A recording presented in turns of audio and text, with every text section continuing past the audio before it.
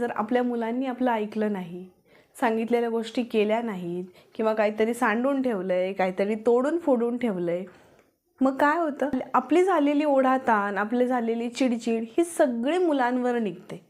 मुलांची छोटीशी चूक असते किंवा थोडंसं काहीतरी ऐकलेलं नसतं, पण तिथे आपली पेशन्स लेवल संपते आणि आपण आजूबाजूचा सगळा राग, सगळा ताण आपण मुलांवर काढतो. मग मुलांना ओरडणं, त्यांना फटका मारणं, आपली चिडचिड, मुलांची रडरड हे सगळं काही घडायला लागतं आणि एकंदरीतच घरातलं सगळं वातावरण खराब होऊन जातं.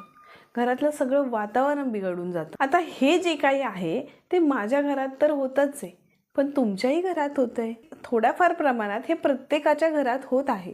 पण मला सांगा, या सगळ्या वातावरणाचा, या सगळ्या गोष्टींचा मुलांच्या मनावर काय परिणाम होत असेल?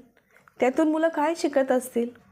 कारण आपण पालक जे वातावरण मुलांना प्रोव्हाइड करतोय, ज्या वातावरणात मुलांना वाढवतोय, त्या वातावरणाचा डायरेक्ट परिणाम मुलांच्या वागणुकीवर, मुलांच्या मनावर होत असतो.